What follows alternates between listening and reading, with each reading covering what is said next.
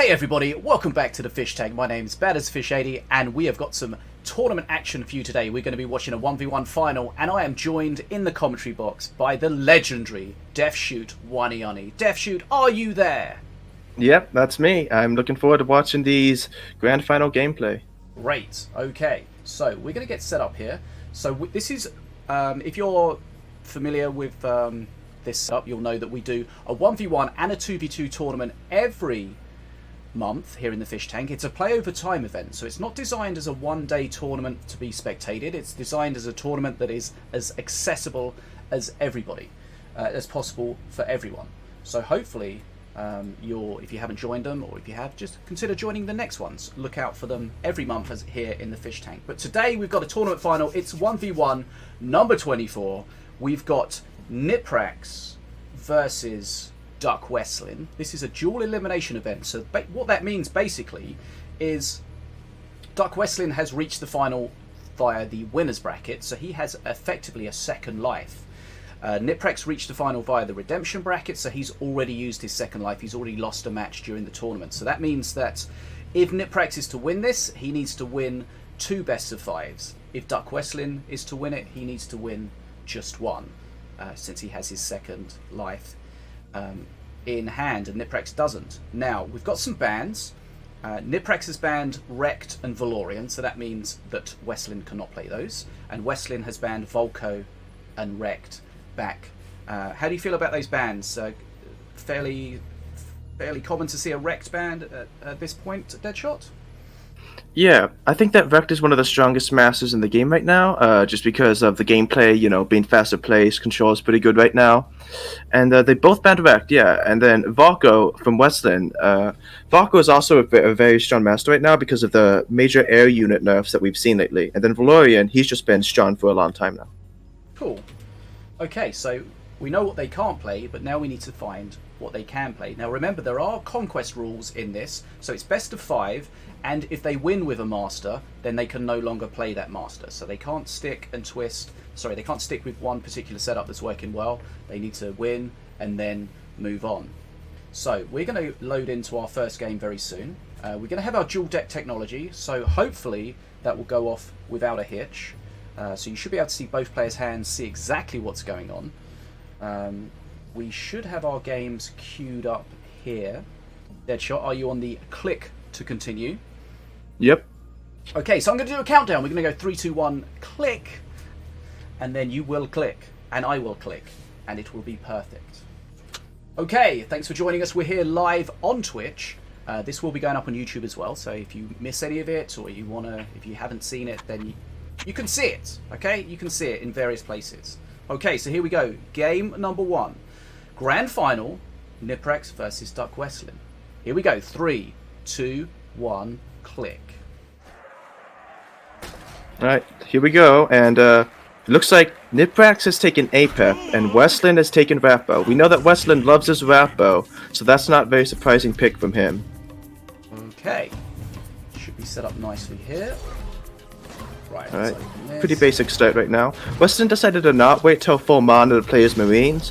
I'm guessing that's because he is Rappo, and Rappo's perk 1 and 3 are natural bridge control, so he's probably willing to start the XP game, as soon as possible. And Niprex just played Future, oh, I get them mixed up. I think it's Future Present, right? Yeah, he just played the 8 mana one. Yeah, Future Present is the expensive one.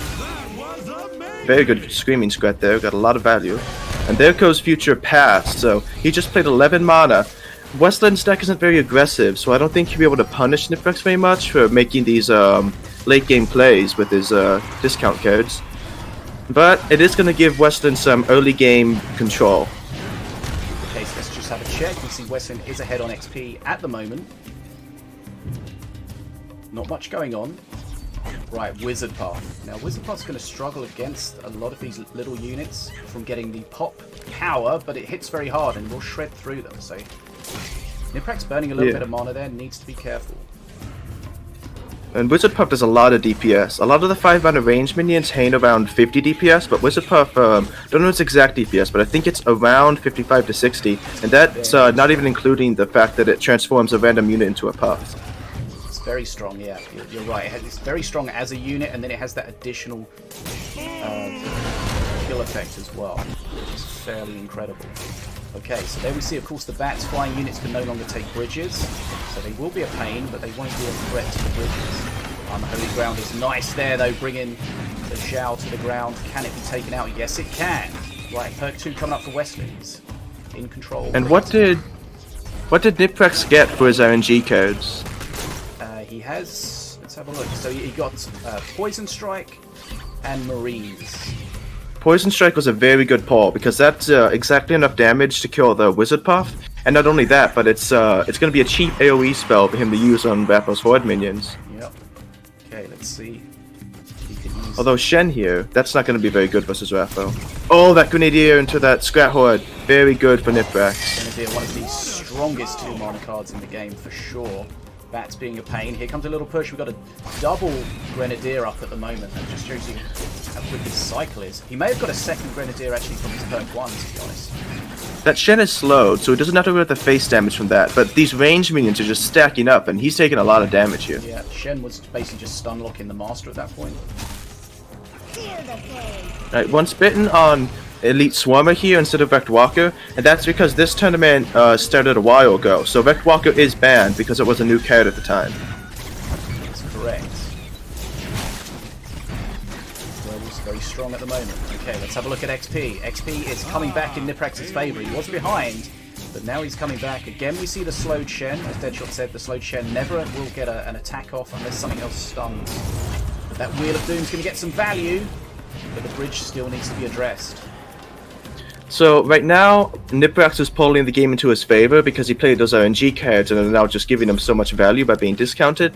And this is going to be a very perk 3 dependent matchup. It depends on what Niprax gets for his perk 3 and how much it's going to help him. And once Westland hits perk 3, he's going to be able to overwhelm even more and hopefully get more bridge control. The little issue that Westland has is that since Niprex has so many small cards, there's not a great Daka target for him. And Grenadier is so strong right now, it's making this match a lot easier for Niprax. Yeah, any sort of AoE against Rappo is going to be at good times. Okay, so Assassin, I guess that's his perk 3, the Assassin, we haven't seen that before. Westland seems to have a lot of trouble defending, and that's it. Niprex takes the first game, APEP, against Rappo. Okay, so remember, Niprex coming through from the redemption bracket, he's got it all to play for though. And he strikes first. That was definitely a tough one for Westland. Because facing an RNG pep, you know, future past, future present, without having a good way of capitalizing on it. And then I'd say Niprex got some very good early game pulls from his RNG. Yep, those random cards. You have to invest your mana at the start, so you're a little bit behind, as we saw that. But then, as the longer the game went on, the more it just came into Niprax's favor. Okay, so let's make sure we've got the right length next. This should be this length. That look correct? Yeah, okay. Let's get our game set up. So, after our first game, where is your money gonna go at the moment, Deadshot? Well, first of all, I think we should now note that Westland or Niprex cannot play APEP again because this is Conquest rules. So in all finals of the Fish tournaments, once you win with the Master, you cannot play that Master again. So that means that Westland still has APEP, which is a favorite of his. I mean, Westland still has Rappo, which is a favorite of his. But Niprex can no longer use APEP, which is a pretty strong Master. And I'd say that overall, I'd favor Westland just because I think he is a better player. He's been playing for over 3 years, and Niprex has taken breaks from the game on and off. So I'm still saying that Westland's my vote for winning this. And also, out of 10, what do you think the chances are of us seeing Azali at some point from Westland? I'd say I'd give it a 10. I mean, it's something he's known for playing on a variety of Masters. And it depends on how long this set goes. Like, we'll see what he wants to bring out, you know? I don't know what his thought process is for playing it. You know, I have some decks where I bring them out when I'm doing bad, and some decks that are just, like, going with first, you know? It depends on how he wants to use it. We'll see. Okay, so we're just getting set up here. It just takes a little bit longer to set up because we have to have the dual deck, but everything should be fine. Okay, so Niprex has struck first. 1-0. We're going to be loading into game number 2 now. Deadshot, are you on click to continue? I'm all set. Okay, let me just wait for mine. Okay, here we go. 3, 2, 1, click. Alright, and this time we have King Cool, King Puff versus Mountain Shaper Valko. Niprax versus DuckWestlin Grand Finals, and very interesting King Puff deck for Niprax right now. He's got a lot of heavy cards, and ATG Unholy Ground is in his deck, so that's going to be very annoying for Valko to face. So the thing is, we saw King Puff in a previous tournament, and out of all the matches we saw with King Puff, I don't think we saw King Puff lose a single one on the stream. But saying that, we didn't see King Puff against Volko. Because King Puff's new perk 3 can be neutralized pretty strongly by Volko. I've not seen any Horde cards from Niprex yet, which is good for him in this matchup versus Valko, but Bridgeburn is going to be very good versus Niprex's perk 3 that spawns the Night Puffs. So, also the fact that, you know, Valko has a very powerful basic attack that just can't hit air, 50 AoE damage, so he's not going to have nearly as much difficulty defending against that perk 3 Swarm if he was on a different master. Oh, that Bridgeburn though. Very good. I feel like Niprex didn't keep that in mind. That was always going to be the play. Okay. Good XP lead to start with. Again, here we see the Grenadier. Such a strong, versatile card. Very high play rate. Now, King Puff does have a solid defense. Doesn't attack very quickly, but does hit hard. His range is not as good as some of the other masters, though. One of the things to note about Valko's basic attack is that he can even hit minions that are outside of his range with the AoE. So you can like distract minions that aren't attacking Valko yet, as long as other minions are within his reach, and then you'll be hitting everything with his basic attack, even though technically you can't even see that minion yet. Okay, so again we see the Cage Prowler from Westland. 3 mana, spawns as a full Prowler. I think it's lagging for some reason. Okay, yeah. Nice bridge swap. Oh, that Unholy Ground is very good for saving the ATG, although the birds might still make it. It needs to be dealt with. Oh, here he goes for it. There we go. Oh. That's very well played. This is a pretty difficult push to handle, so I'm expecting Westland to lose a decent amount of HP here, but we'll see. So again in that previous tournament, we did see a lot of Unholy Ground being used to protect the Cage Prowler.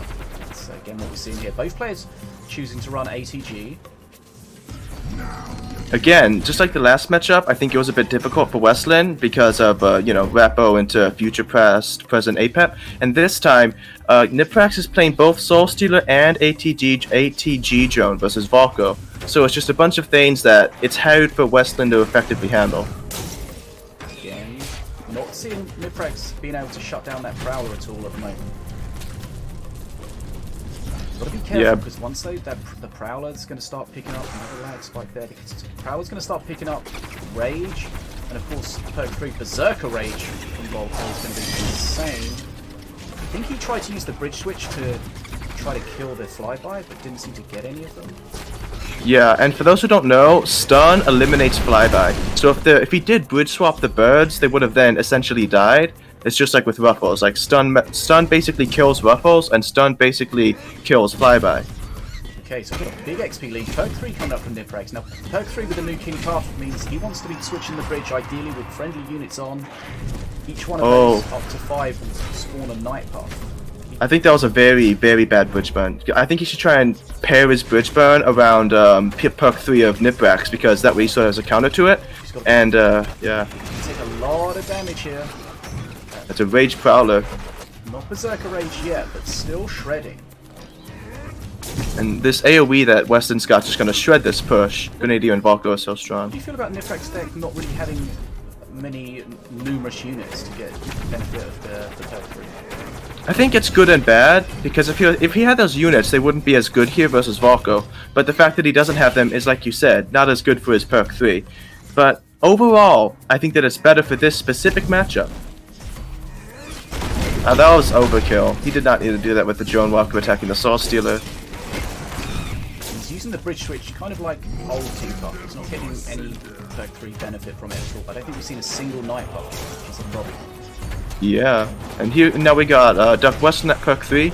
We'll see how much that affects this matchup. It means that his minions are gonna be a lot. You know, you don't want to go on one-on-one minion interactions versus a Berserker Raged unit. So maybe Niprex will have to dedicate more mana into their interactions.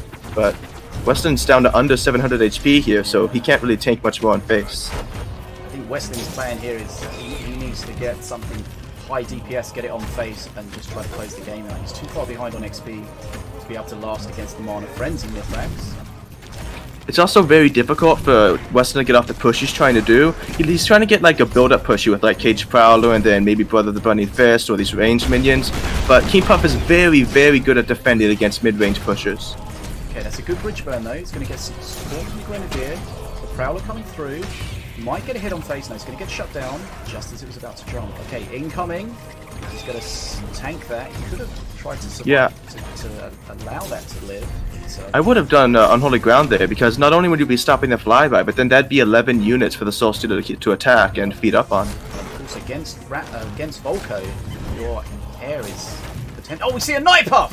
Is that the first Night Puff? Didn't last very long, but I feel like that was the first one we saw, and that's just very unusual in King Puff. Perk 3, normally you see them all over the place. He's not really utilizing his perk 3 that much, but to be honest, he doesn't really need to. He's just got such a solid place in this match, and now he's at Mana Frenzy, so it's going to be very difficult for Westland to come back in this situation. It's interesting how he's not really relying on that perk 3 at full. This kind of shows the strength of King Puff here. I think all 3 of his perks are really good right now, and he's not even using his 3rd one, and he's just doing so well in the matchup. Scotty on face, going to sit down, but this is going to be too much. Eventually Niprex is just going to spawn enough units to break through. That Soul Stealer's on face, Volko can't hit air of course. Soul Stealer is slow, and but it's going to there it is. It's going to be a little bit ahead of me with the lags. Oh. Okay. Yeah, I was thinking of that as well. That's 2-0. I'll restart my game because that was fairly laggy. Okay, that's 2-0 to Niprex. Are you surprised to see him zoom into a 2-0 lead like that? Yeah, if I were Westland, I wouldn't be too nervous, since there is still the Grand Finals reset. So this is essentially, you could kind of call this a feel-out game for Westland. I think that if we do go to the reset, then Westland's going to be more prepared. But this is where I'd imagine him bringing out Azali. Like, you know, it's big, it's kind of cheesy, and that's something I want to play when I'm in a bad spot like this in the best of 3 or best of 5. It's big, it's kind of cheesy. You heard it here. And we haven't seen Westland in the last tournament because he happened to be getting married on that day. So he did miss out on the very last tournament, but here he is showcasing what he's got. And he very generously didn't invite any other players to the talk, to his event, his wedding, so nobody else had to miss it. Yeah. Right, so yeah, go ahead.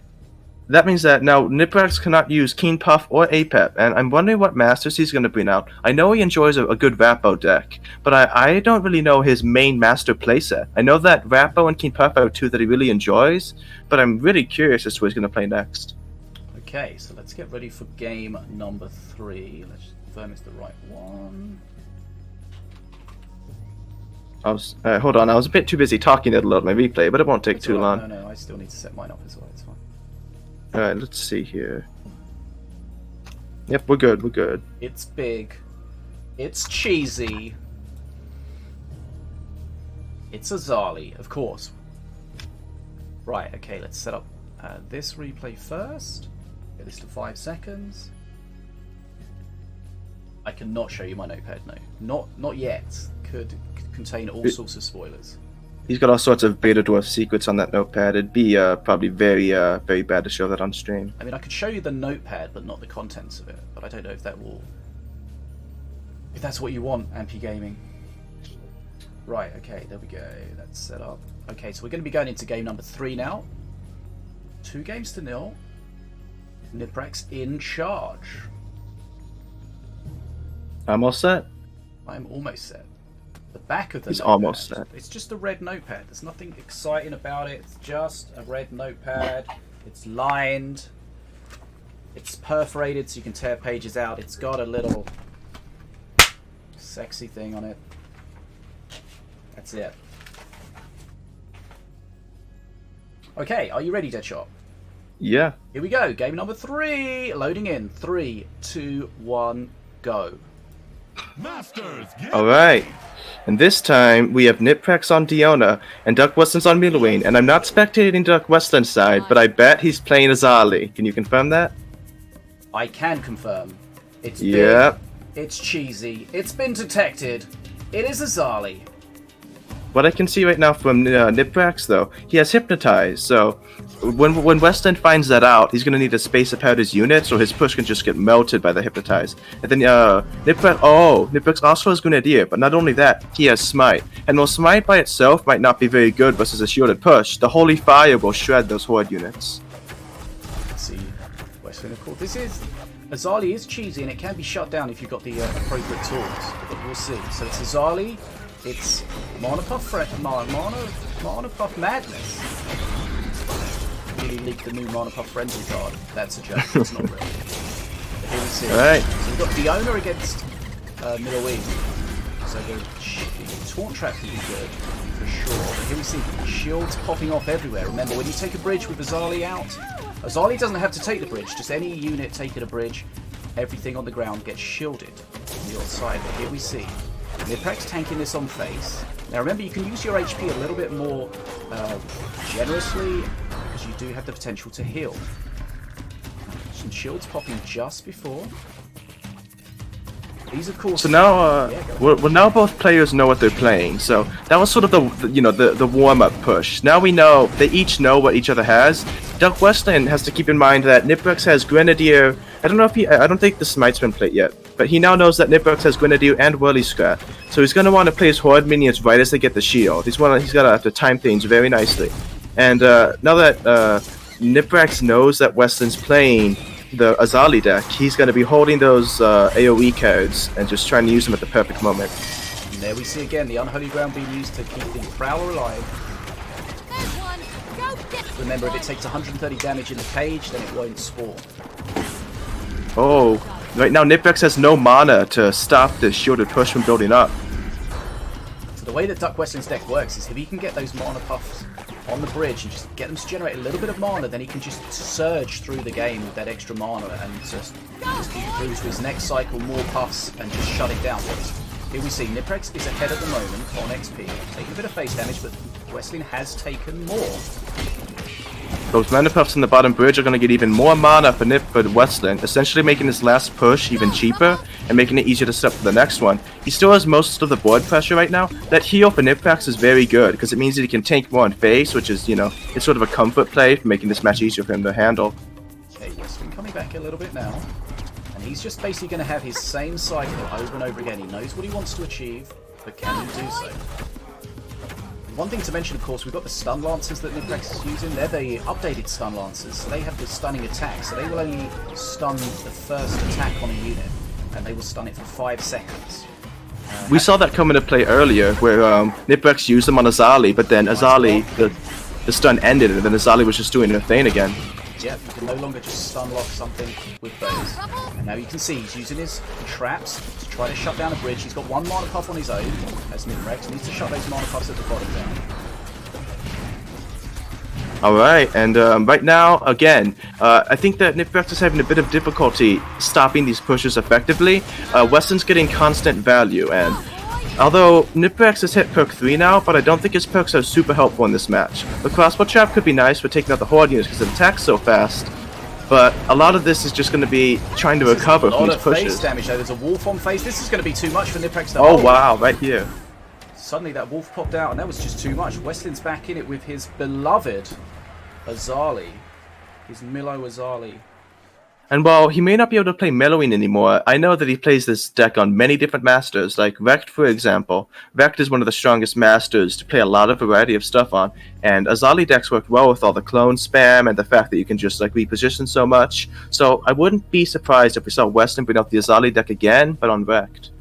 Okay, so 2-1. DuckWestlin is back in it. Remember, he does have a second life to call on if he needs to. So it'll be interesting to see what he pulls out next. Niprex looking to close out this series. If he does, then he's going to have to force a second best of 5. But yes, as Kyryu in the chat says, Westlin makes Azali look so broken. Westlin is incredible with Azali. I actually do think that her ability should be kind of nerfed a bit, because think about it like this. there's no cooldown, there's no requirement for bridge time. You just need it for a split second, and there's no unit limit. I think it's kind of broken in that way. Like, think about Jin Lan, for example. When he was first released, there was no cooldown on his void ability, and so you could just constantly play spells, constantly, non-stop, and he just go into the shadow void of nothingness repeatedly with no cooldown. And that's what I think of when I think of Current Azali, because you can retake the bridge in a matter of seconds for constant repeated shields, and I think that she should have limitations on her ability. What do you think is the best way to limit that then? To have a cooldown on how often it can trigger? I'm thinking maybe a maximum unit count of like 10 or something. I don't think it should be small because she has an 8-mana minion. So I think maybe a maximum unit count of 10 for shielding, and then either a cooldown on how often she can do her ability, or a requirement of bridge control until she does it. Yeah. Remember, she also used to give shields to flying units as well. That got removed. But still very strong. Yeah, bats. Azali used to be a cheese deck that you do, and it was so hard to handle. Blood Imp's in there as well, and just fun times. Okay, so 2-1 to Niprax. We're going to be loading into game number 4. Deadshot, are you ready? I'm all set. Here we go. 3, 2, 1, go. And this time, it looks like we have a Rappo. Let the fight commence. Red Bull prefers the learn by dying method. Okay, So, I don't let's know. hear you. Your mic went a bit weird at the moment, so hopefully you're back. Or you might not be here at all. I can't hear you if you're here. Okay, so we've got Rappo against Rappo. Deadshot's trying to figure his stuff out.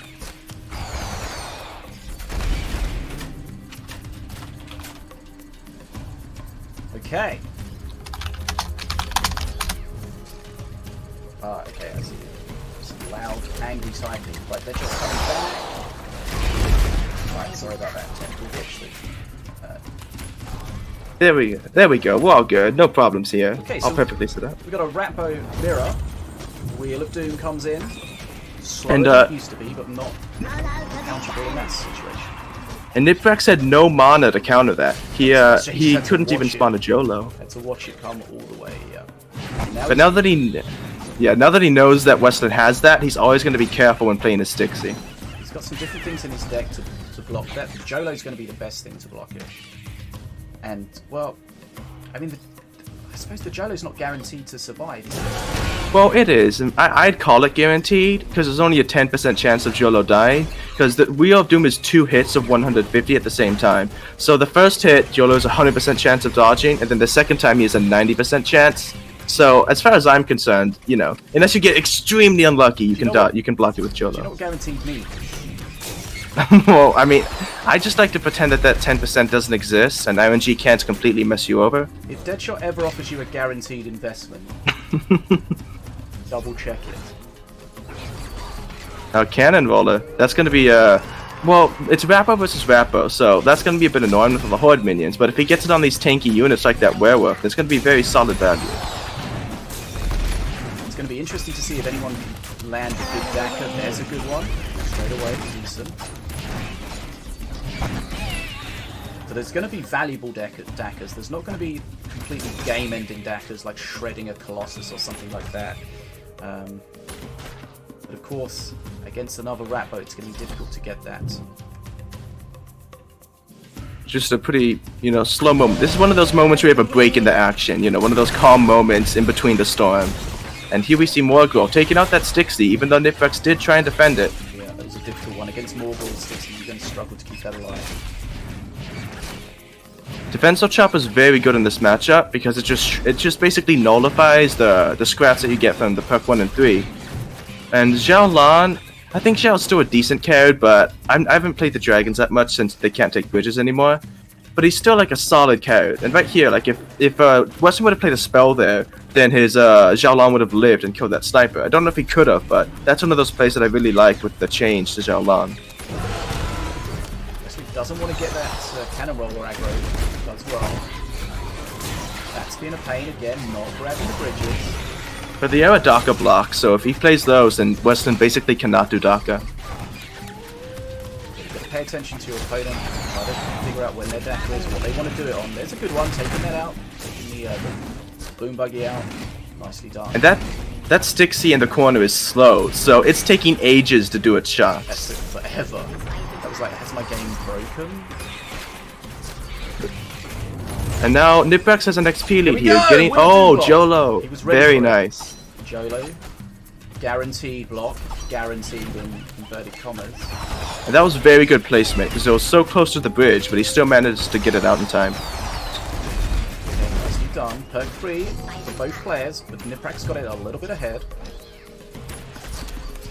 There's 2 Stixies on that bottom bridge, but I don't see who's going to defend this first one. He has no melee units he could spawn except Scrat Horde, so he can't protect his units here. Frustrating, but it looks like that Stixie's going to survive. There it is. Stixie Nice. survives 1 HP, pretty much. Daka neutralized. Stixie goes down. That's frustrating because you can try to cycle and get a 2 or 3 of those up. They can be incredible, especially against Ratbo. All those little units for them to pick off and just reload and go again. And you can see that Boom Buggy hitting that Jow because Niprex has marksmanship on it from the Scrat Swarm thing that you get if you have 3 Scrats on the opponent's side. It's a very good thing to have on Boom Buggy. Oh, very nice Daka. That's the Daka target of choice. Now, is DuckWestlin able to swing this? He's just spawned the Horde straight into the Grenadier though. That's not what he wants. But Absolutely annihilated. Keeping the Grenadier honest, keeping it off the bridge. That's a very good push here at the top bridge because Niprex... Oh, never mind. There's that Daka to just completely shred it. Got absolutely annihilated. If we look at the XP, Niprex is ahead. Here comes the wheel. Oh my goodness! I was going to say Jolo is available to block, but it was a last-minute Jolo. Again, that almost guaranteed Jolo block. Westland hasn't gotten some pressure for a while. He's sort of just falling behind in the XP bit by bit, and it's going to take a lot for him to recover. What was that Daka? Shredding the Marine. Looks like Niprex is going to be able to get to Mana Frenzy here, and if he gets this, he's going to close out the series 3-1 and force a grand final reset. Wesland's going to get his second life. It's looking like that's going to be the case. We're going to have Mana Frenzy for Niprex now. 30 XP away for DuckWestlin. How can he possibly hold on against this? Wheel of Doom is going to be really good here, but he has to recycle it, and even then, he can't really stack too much units in the corners because, you know, they're just going to get overwhelmed by this swarm of Scrats and free mana. And right here we go. Absolutely shredding face. Boom Buggy in the corner's got aggro on the Stixie. Stixie's going to take that out eventually, but there we go. Niprex takes it. Ratbo versus Ratbo. Niprex takes the first series 3-1. Wow. Yeah, that very well played by Niprex. He just won a Vapo mirror match versus Westland, so that's got to feel good for him because Westland's been a Vapo player for a very long time.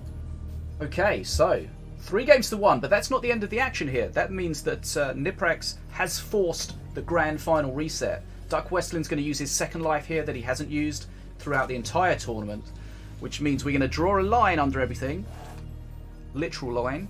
And we're going to start again. It's going to be a second best of 5. Now the players, remember, we are watching this from replays, so we don't have any downtime. We don't have to do rebans or anything like this. And the players are sticking with their original bans.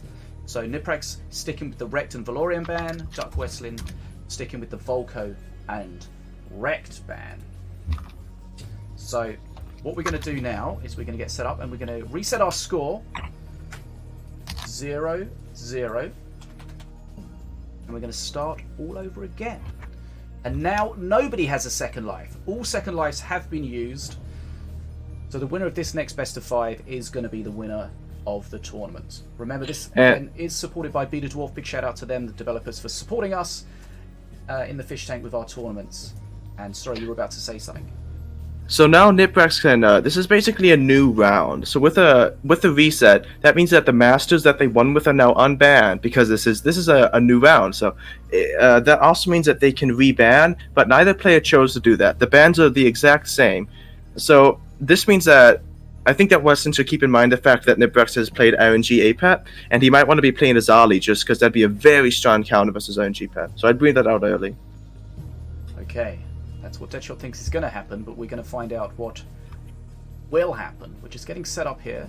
So we're going to be game number 1 of the second best of 5. DuckWestlin has joined us in the chat. Hello, DuckWestlin. No spoilers, please. Assuming you can remember what happened anyway. Okay, so we'll start that at 5. Get our second game ready here. And we're almost ready to go. Okay. So what are your predictions then for this second best of 5, Deadshot? Do you think Niprex is going to be able to take a second best of 5? Or is DuckWestlin going to be able to stamp his probably more experienced foot on the tie? Well, I know that Westland has a lot of deck variety, so he's got plenty of decks that he hasn't played yet that he's going to be willing to bring out. I think it depends on what Niprex has left in the tank that has not yet been revealed.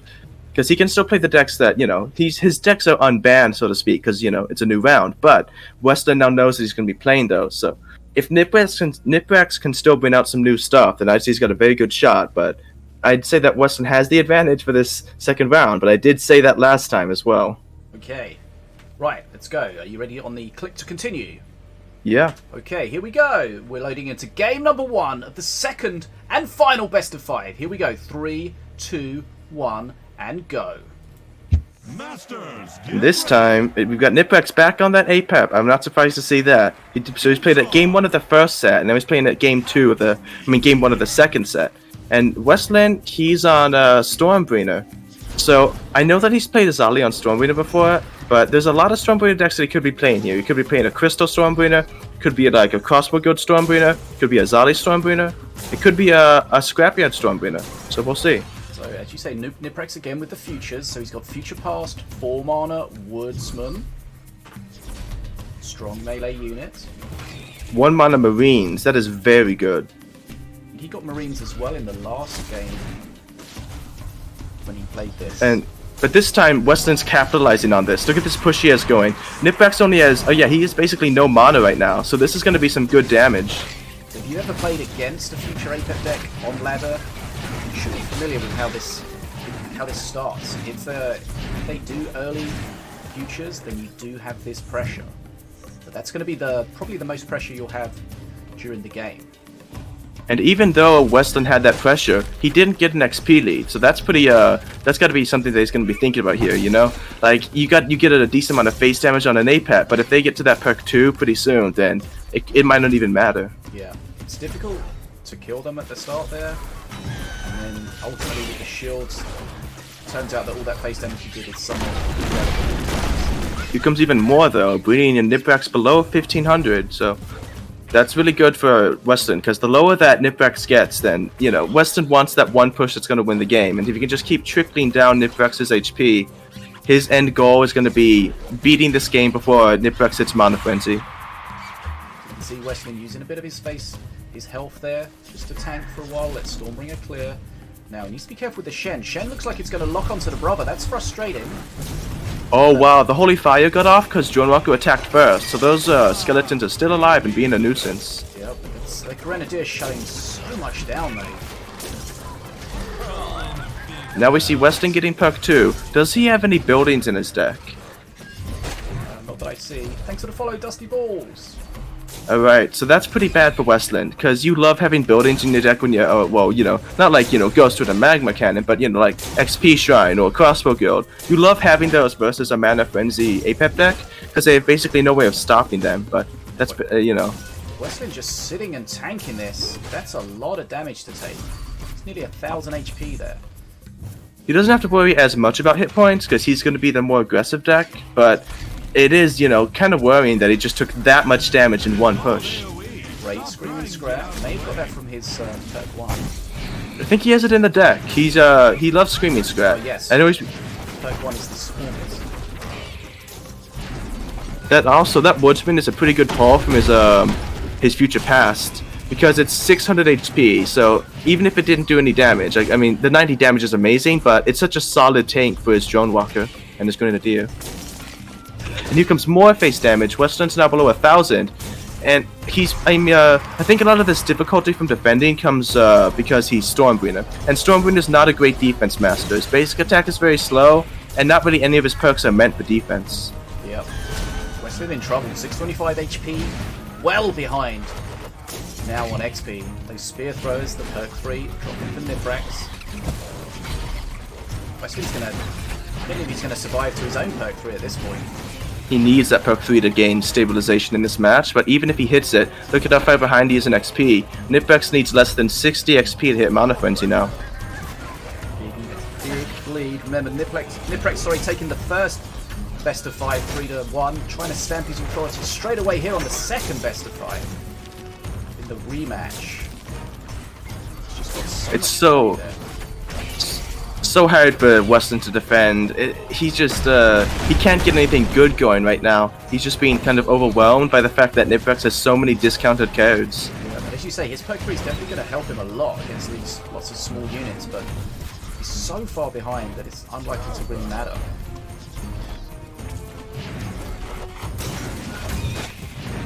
Yeah. Oh, even when he gets his push going. Well, I think that Niprax is very good defense available to him. Screaming Square right here would be pretty good, but he's opting not to go for it and just building up more mana. And here we go, Westland at perk 3, so maybe this can make a difference. It's going to be much easier to defend now. Yeah, Stormbringer's shooting twice as fast. There's a lot for it to attack. Altitude Droning's going to help. He's got so little HP to work with here. 225. No direct face damage from Niprax, though. But here we go. That Woodsman. This Woodman's. I don't think he can kill this quickly enough. Not even nearly. Niprax takes game number 1 in this second best of 5. Wow. Niprax not even reaching Mana Frenzy this game. He just beat him by having so much value that Westland couldn't do that much.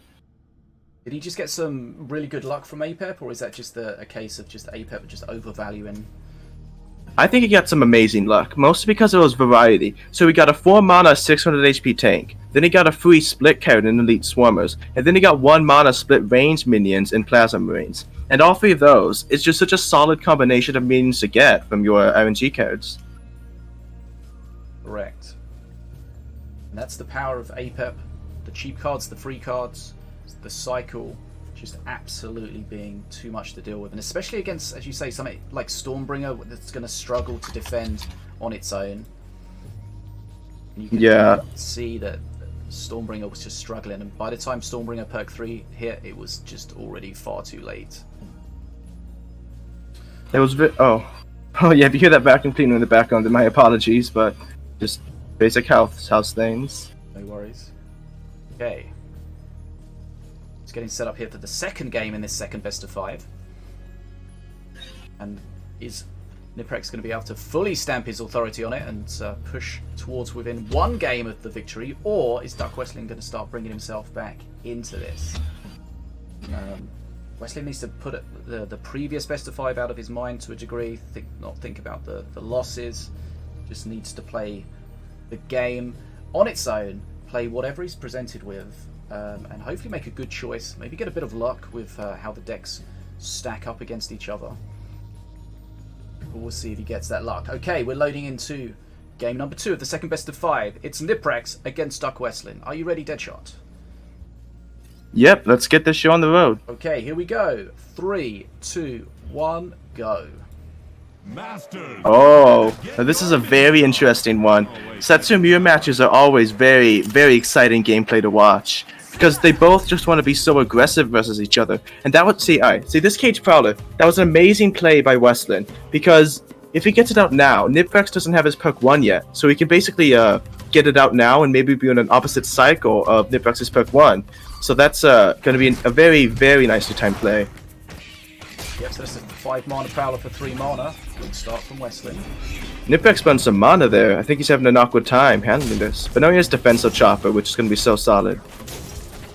Oh, wow. Kind of weird that he didn't play that Defensive in the middle.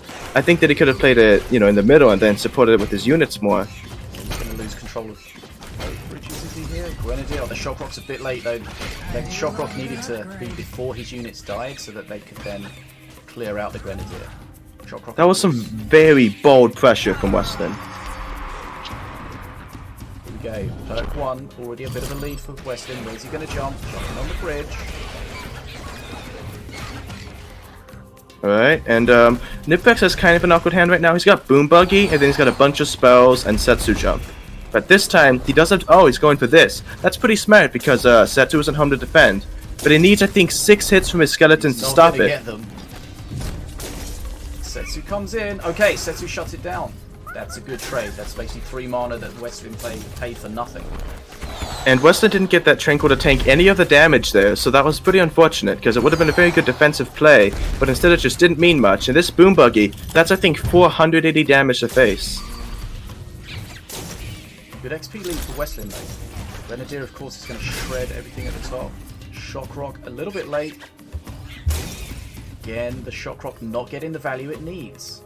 The point there. And Niprex, oh, go for it, go for it. The point there is not so much killing the Grenadier, but the fact that you're just going to keep that bridge in your favour. And the fact that he neither killed the Grenadier or kept the bridge is just very awkward value. Or lack And of. Niprex is sitting on Hypnotize, and what I find interesting is that you don't often sit on Hypnotize when you're facing Cage Prowler, because usually your opponent likes to build up with their Cage Prowler push, but he has yet to play the Hypnotize, and here we see Setsu jump coming down. It's going to take out that Cage Prowler, but Westland still might have a good push going on here. It's all he needed really though to shut that down, but he needs something to tank. He's got the Wheel of Doom, but the Monkey's in there ready to block it. Remember, if somebody's got 300 HP, the Wheel of Doom, or over 300 HP, the Wheel of Doom's going to break on it. Yeah, Boom Buggy and Defenso, very solid defense there. Oh wow, he just jumped instantly from the tower, landed for less than a second, and then he's just ready to get back on the field. But that Scrap Horde, very nice counter to Setsu. XP leveling up a little bit here. Boom Buggy didn't get it shot off. That would have been nice if it did, because it would have even hit the Marines there, but yeah, and we see... Perk 3 Setsu. Remember, DuckWestlin has a Shock Rock, so that will allow him to jump on his opponent's face. And Niprex won't be able to do that. Yeah. So that could be important. You jump Niprex has been playing with Niprex has been playing with a 3-count hand this entire time, so that's pretty awkward. Yeah, that Hypno just hasn't been used yet. Niprex does have the Wheel of Doom though, and that's great for shutting down Setsu. Oh yeah, that could be pivotal in a late game battle. Like if they're both at low HP, he can maybe bait Westland into a face jump. Oh wow, that timing! That's very good face damage for both players. Players dropping low. We know Setsu at perk 3 can put out a lot of damage very quickly. So they're trying to get their opponent into a position where they are potentially going to be fatally wounded. Perk 3 for DuckWestlin. He's going to be able to defend this better. Niprex is not far behind. He's got some decent bridge control right now, so they're both going to be hitting perk 3. Sorry for not updating the score. He can do a Hypnotize there. I think he should Hypnotize that bottom bridge, because the card's been dead this entire time. Here we go, Setsu on Setsu, but Setsu gets stunned on face. Is that just a mistake from DuckWestlin there? Well, I think he wanted to time it with his push coming in so that Setsu would attack the Whirly Scrap, but he definitely did that too early. But now, Niprax is doing the exact same thing, so... This is what you're seeing. If you jump on a perk 3 Setsu face when they've got their charge shot, it's not going to go well for you. Both players kind of made mistakes there from the looks of it. Here we see DuckWestlin again. What's he going to do? Where's he going to go? He's going for the face again. Niprex with the charge shot going onto the Defenso, so wasn't able to shut it down. Had to spend the 4 mana on the Wheel of Doom to shut that down. This is anyone's game. Both players very low HP at the moment. We're seeing vicious gameplay from both players. It's just an HP race at this point. Who can get a push going that just brings their HP down to such a critical level to where jumps can just end it, even with the perfectly set to a face. This is not going to be... I'm not sure about that shock off the face. Trying to get some more value out of... okay, here we go. Setsu's not at home to defend. DuckWestlin is going on face. He's going to be able to close the game out here. Wheel of Doom, 40 HP, 15 HP! Oh! Westlin is back in this. That was a almost good defense from Niprex. If he was able to take out that Elite Swarmer, he might have been able to have a 15 HP comeback. Also, I think that the reason that Westland did that weird Shock Rock, I didn't look at the shot to this Master Tower, but my guess is he was reloading his Setsu because he thought Niprex might have been jumping on face. Right, that's my guess. He just wanted to just get some face damage rather than just get what value he could out of the Shock Rock. Yes, we're at one game all here in the second best of 5. The decider, Setsu, but of course, DuckWestlin's Setsu has been played and has been victorious, so his Setsu is now off of the table. But Niprex's Setsu is still available. Wow, that was very close in there. I feel like we saw some mistakes. We saw both players jump on face and get completely shredded. How do you feel about that? I'd like to think that Westland's was trying to time it with that whirly scrat, but I don't understand Niprex's. Maybe, I mean, well, here's the thing. Here's my reasoning for both jumps. So when Westland was doing it, he had a push coming, but he jumped too early, and so Setsu attacked his Setsu. And for Niprex, when he jumped on face, Westland only had 3 shots loaded in his gun, but then Westland used that shock rock and it reloaded his Setsu. So I think that they both had a plan, but it didn't work out either way. Just trying to put some pressure on, I guess. At least you're forcing your opponent to spend mana to defend it. Right, so let's get set up here for the next game. Very close. 1 game all in the second best of 5. Okay, there's 1 game set up. Right, thanks everyone in the chat for joining us. Hopefully you're having a good time. This is a very close final. We've had some close ones, and this is looking like it's going to be another one of those. I also really enjoyed seeing a Setsu mirror match, because she's not a master you see too much right now, and seeing them go against each other was really entertaining. Yeah, you could see they were both just trying to do what damage they could, and then get to that perk 3, and then try to close the game out. And it's very stressful because you want to be aggressive and close the game out, but you don't want to leave options for your opponent to do the same against you. Maybe in that point, that's where you say the best form of defense is attack, just trying to keep as much pressure on as possible. Okay. Yeah. Game number 3. Are you ready, Deadshot? I'm all set. Okay, here we go. 3, 2, 1, go. Alright. And Niprax is staying on Setsu. I guess that he thinks that he almost won that last game, so he probably has a lot of confidence in the deck. And Westland back on that Middleween, which I'm pretty sure is going to be a Zali Middleween. And that can be pretty rough for Niprex. Niprex does have Wheel of Doom though, so that could maybe shed the Horde units. But he's got to make sure that he doesn't miscalculate with shields, because keep in mind that shield blocks half of Wheel of Doom. So if he would try to Wheel of Doom a minion that has like 160 HP, it would survive with 10 HP. So we'll see if that tricks him up at all. Yep. Let's find out. It's not looking like an Azali deck from DuckWestlin. Oh really? You've got a Boom Buggy, Wheel of Doom, Hypnotize. Okay, any rock rivals in there? That'd be my next guess. Find out soon. Hold on, He's got some good bridge control here. Something's not right. Something's not right. Can you pause your game? Alright, I have now paused my game. Okay, hold on. Something's not right. Have I got the same game set up twice or something? Because both players playing the same deck. Okay. Right. I messed it up. The easiest way is just to fully restart. Okay, so I'll reset as well then, yeah. Apologies about that. We were watching the same game twice. I think that, well, let's see here. So Niprex is going to have Wheel of Doom and Defense, so those are probably going to be pretty decent defense, but yeah, we'll see. All set? Not yet. Just getting set up here. Right, sorry about that, guys. Since we weren't very far into it, we're going to restart, and yes, it is an Azali deck. Yeah. Well, they're running the same deck with completely different masters. It makes no sense at all. Okay, so that's at 5 seconds. Right, here we go. Second time's a charm. 3, 2, 1, go. Alright.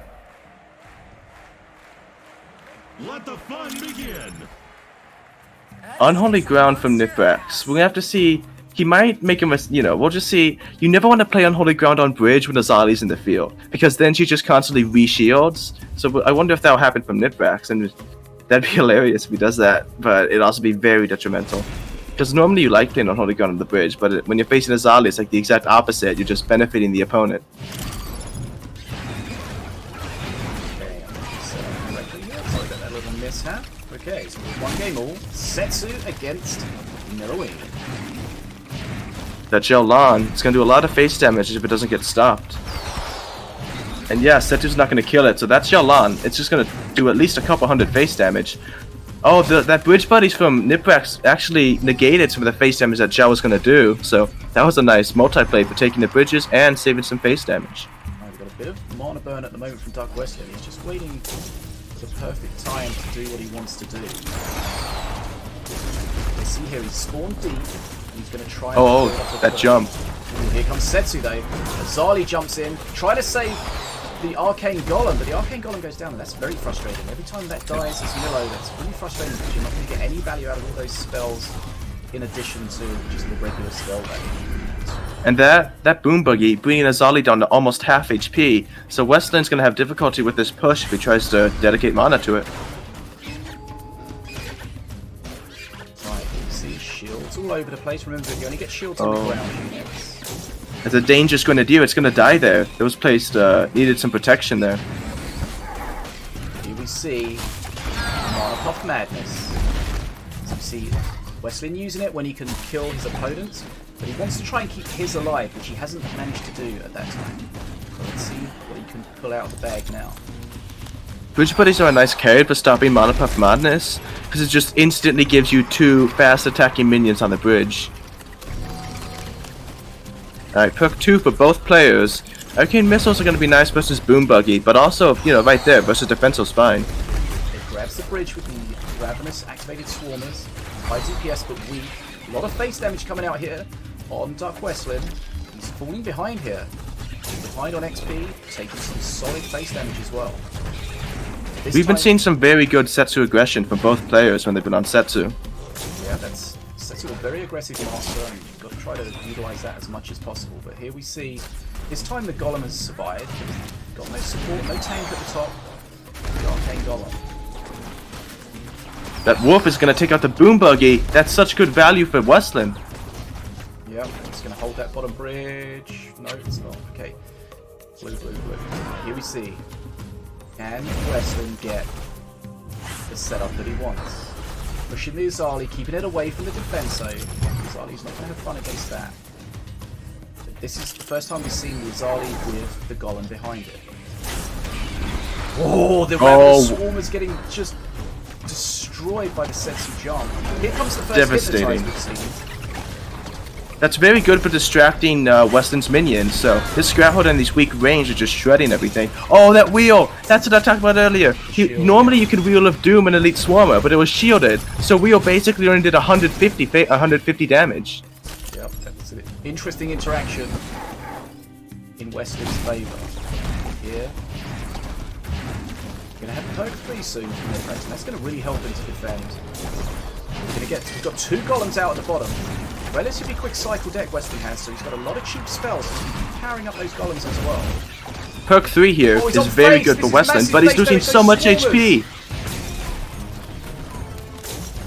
Those Mana Puffs on the top bridge have been alive for so long, and here comes a Wolf. This might be lethal face damage if Westland can get some Arcane Missiles on face. Okay. Niprex lives, but for how long? That is the question. Westland is... oh, he's jumping face. That's so bold. It might actually be a good idea because he's got perk 3 now, but that Azali... nothing to suddenly shut it down at the moment. Here we come, the Ravenous Swarmers. Here we go. Nothing to block those Arcane Missiles. The Defenso Chopper's going to go down. Marine's going to be lethal. Deadshot is here with me in the booth, and Westland has taken the lead here. Now, that's the first time Westland has been ahead in this entire tournament's final. I keep throwing myself under the bus and trying to dig myself out of it as I'm halfway through a sentence. Yeah. I don't think anyone noticed that. Okay, well, DuckWestlin is ahead for the first time. So, best of 5. Niprex took the first. DuckWestlin is 2 games to 1 up in the second and final best of 5. Chat were yelling about the Hypnotize, but you've got to use it appropriately, and you know, sometimes it is appropriate just to hold it.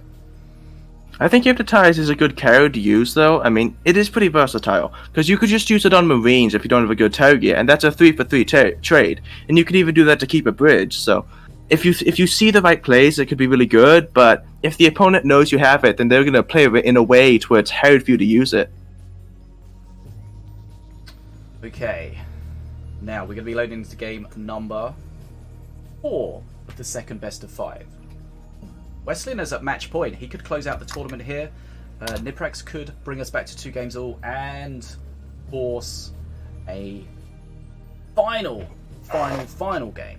So let's find out where we go. Let's get set up here. Try not mess this up again.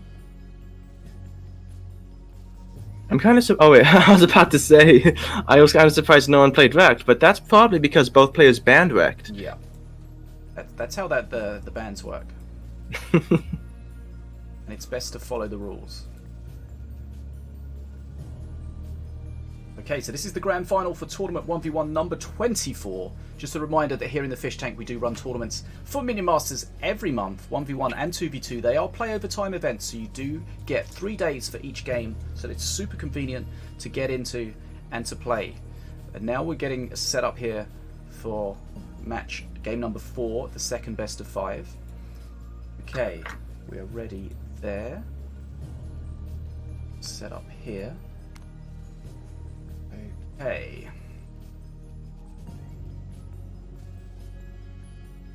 So of course that Milo won't be playable again. Yeah, they still have some of their favorite masters, I think. Let's see, so Niprex still has Keen Puff. I think that Niprex also still has Rappo, right?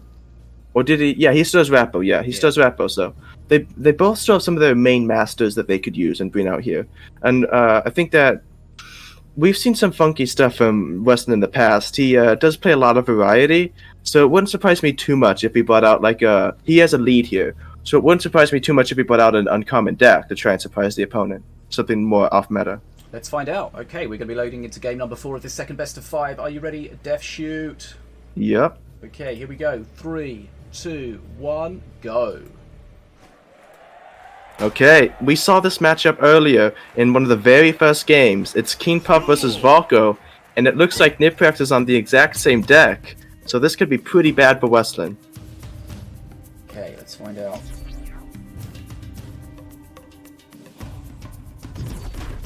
Oh, that was an interesting usage of Legionnaires. Not very, you almost always want to split those, so that was pretty strange. Yeah, so as you mentioned earlier, we did see in the first best of 5, KP, King Puff for Niprax beating Volko for DuckWestlin. There's the rematch here. Let's see if the decks are any... I don't remember DuckWestlin having a bounty sniper. Oh, really? So it could be... Yeah. Could have adjusted. The only spell that Niprex has is Unholy Ground, so he has no clean-cut way of answering that bounty sniper, so it might be able to make a big difference in this game. There it is. We saw from the first game that Niprex wasn't taking any real advantage of his perk 3. We saw 1 Night Puff in the entire game. It would be interesting to see what happens here. I think that bridge switch is a little late. Not really a big deal, but many had to spawn extra mana to deal with that. The bridge burn comes in. Scotty's not going to have a great time just wailing away on those skellies. But it's now... Okay, could get some more value. No, okay. Yeah, this is a nice setup for Westland. He didn't, Niprex spent a bunch of mana there, but he didn't really get a good outcome. And now this is some almost definite face damage for Westland. And it's going to give him an even better place in XP than he already has. Niprex is pretty low on mana right now. Bridge switch. Oh, those Marines. Oh, wow. Again, just a little bit too late there. That poor monkey just can't do anything. I've seen that a few times from DuckWestlin in a few games where the shock rock play was a smart play, but just too late, and ultimately didn't really get any value. This bounty sniper is it's unprotected, but it's also unstoppable. So like, it's just really easy for Westland to play this at almost any point in the match without having to worrying about it being taken out. Like he has the only thing that can kill it is Unholy Ground when it's on his side of the field. So versus pretty much anything on defense, he can just play it with no consequence. That's right, and even if the Unholy Ground is used, he still has time to react to try to keep it alive. It's not just an instant kill. Okay, grabs the bridge at the bottom. XP slightly in DuckWestlin's favour. Remember, if he wins this, he takes the tournament. Can he close it out? That ATG, it's been a big problem in the first match that these two decks had. But this time, it hasn't really done that much. I think that Westland isn't doing as big pushes. He's playing a lot more defensively. And in the last match, we saw ATG being used as a push stopper, and didn't make a counter push. But that hasn't really been happening in this game. Needs to be really careful with that enraged Scotty as well, because that thing will shred through your face in a matter of moments. The XP here is really close, and Westland's losing a lot of HP. So Niprax is pulling this match in right now. The bounty sniper's kept Westland in the XP rate at the moment for sure. See if we can get the bridge swap off here. I just wait till the drone walk. Oh, never mind, never mind. Alright. Bridge burn. It's the spawn into the bridge burn. It feels like he spawned too early though. Sometimes Oh, you can spawn monkey. into it, but goodness me. That was... Those units should have taken some damage but not get fully shut down. That could have been a mistake. Now we've got perk 3 for Westland. And again, here we see the bounty sniper's going to start getting value. There's the unholy ground. He's going to try and keep it alive, and those skellies are perfect. And of course, Niprex has got no range. Here we're going to see some night puffs at last. You can do a good bridge swap here. Surely. Oh, wow. What the heck? He's got to be more aware of his perk 3. I think it's because Niprex is a pretty old player, and he's only recently come back to the game, and I think he needs to like improve his Keen Puff game a bit to what, you know, Keen Puff is right now. He's not really taking into account his perk 3. Not at all. He could have got 4 night puffs there. Those night puffs probably would have shredded everything at the top. And there's face damage right here. These are Berserker Rage minions, so that Tranquil is doing 120 damage per hit. Okay, XP slightly in Westland's favour at the moment. We've got to see Niprex use that perk 3. I don't think he can win it unless he utilises that. Yeah. Here comes Unholy Ground, but that's going to kind of feed the Bounty Sniper.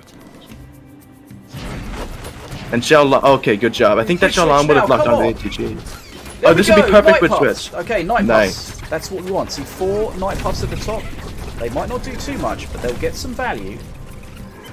Versus Volkov, though, they just get one shot, so he needs to be able to push with that. Versus most other masters, they do decent face damage. But with, you know, considering he's facing someone who does 50 damage per hit with his basic attack, he needs to push with his night puffs. They're not so good on their own. Yeah, but he could have again switched the bridge there, got some more night puffs. Oh, this Soul Stealer. This could be really good. Soul Stealer, can he keep it alive? Those Marine. And get the bridge switch. Nice. We're seeing far more night puffs in this game. But he's not winning like he was in the first game, so consider that as you will. Right, can that can that monkey stay alive? Yes, it can. That's going to be huge. It's going to go down eventually, but just forces more out. Okay, Mana Frenzy is very soon on the cards for DuckWestlin. He's going to be able to close this out for sure. This is very, very close. Both players are practically even in XP, but that Bounty Sniper is going to make a huge difference. Yeah, he's going to be able to stack that Bounty Sniper. Gets stuck in the defense. Here we go, Mana Frenzy for both players. Westland's got 201 XP. Thanks to he missed a chakra. And now Bridge Burn's really strong here because it sort of negates Niprax's perk 3.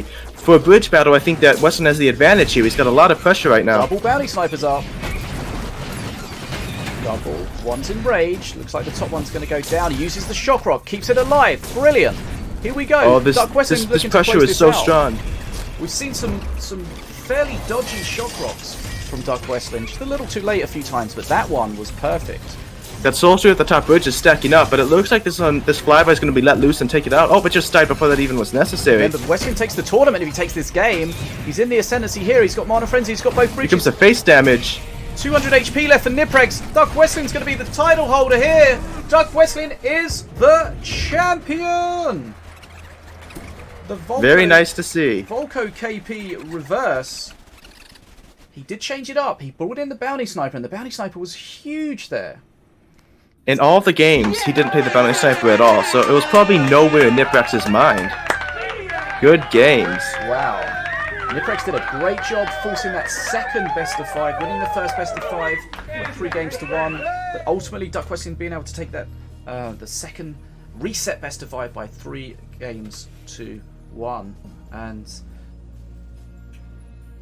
we just didn't really see Niprex use the power of King Puff as we discussed. Those night puffs really weren't utilized. His deck really wasn't set up to spawn them. You know, you want multiple numerous units so you can get as many night puffs as possible. You know, in the previous tournament we saw King Puff, as soon as they hit that perk 3 and they were able to generate night puffs over and over again, they were able to close out. But again, the caveat to that is we didn't see that against a Volko, which of course the bridge burn shuts that down. So you think Niprex could do a bit better there with his perk 3 utilization, Deadshot? I think that he could. I'm guessing that's an old KP deck because, like I said, he's taken off and off time from the game, and I know that a lot of the decks he uses are older and not so up to date.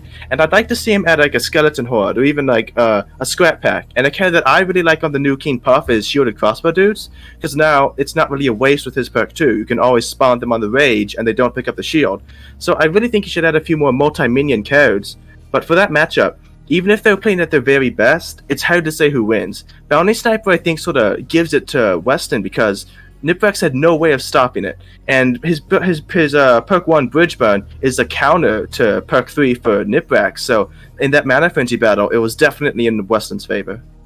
Yeah, so with King Puff perk 3, you're trying to generate those Night Puffs, and of course Volko's going to shut them down with the Bridge Burn. But the thing with the new King Puff, which was something you couldn't do with the old King Puff, is that you can get 2 bridge swaps very close together. So you could bridge swap, get Night Puffs, get them burn, and then do it all over again. And of course Volko's got to wait for the next bridge burn. But to do that, you need to have many ways of generating those Night Puffs, which we didn't really see in that Niprex deck. But both players played incredibly well. Niprex forcing the second best of 5 was awesome. Always good to see a second best of 5. In these grand finals, and DuckWestlin claiming the winner's title at the end there. Very well played to DuckWestlin, very well played to Niprex, very well played, and of course a big thanks to everyone that took part in it. Big thanks to Deadshot for helping me commentate here, always great to commentate with you, and of course a big shout out to Beta Dwarf, the developers, for supporting this. Now, what do we need to talk about? If you're watching this on YouTube and you are relatively current, there is a survey at the moment from Beta Dwarf asking about your feelings since the removal of wildcards for this season. So I would encourage you to have your say and let them know how you're feeling with the game at the moment. Of course, wildcards were removed for this season, so there is no duplicate cards. They're not normally, we don't normally allow them in the tournament play, but now that's something that's on ladder. So we'll see. It'll be interesting to see what the feedback is from players. I don't know if you'll agree with this, Deadshot, but I feel like overwhelmingly people have been in support of the removal of wildcards after playing the game for a while without them. Would you agree with that? I'd say that a lot of the fear of the removal came from 2 big things. First of all, the fact that, people don't like change when it's something they enjoy, Like, it bothers people when change happens. That's just a natural thing. But then also, I think there was a lot of fear about deck variety being severely damaged. But we have over 200 cards now. And we have cards like Skeleton Horde and Scrat Horde, which are very similar. And then we have cards like Groggy Woodsman and Woodsman, which are very similar. So these are ways that you can, not wild card, but include basically the same deck without wildcarding, and I think that it sort of opened up the card pool a little bit to players' eyes, maybe, so that they know that okay, I can't wildcard anymore, so I'm gonna bring in these Groggy Woodsman and Woodsman, and yeah, I really enjoy it, and I think that it wasn't as unnerving as a lot of players were worried it was gonna be. We're interested to see what the results are if they share those, and then based on those results, where do they go? Because the developers, Beta Dwarf, they did allude to the fact that they had some ideas of if they do permanently remove wildcards, what they can fill that design space with. And I think Deadshot's along those sort of lines where you're talking about cards that are similar, but we'll see what their thoughts are. Hopefully we'll get to see some ideas that they've got, and we'll be able to give them some feedback on that. I'll put the link in the description for the survey, so if you are checking this out relatively recently, make sure you have your say. Whichever way you're on the fence, it's important to have your say, and let the developers know, so they can make the most informed decision as possible. Now, I think that's it. Anything else you want to add, Deadshot?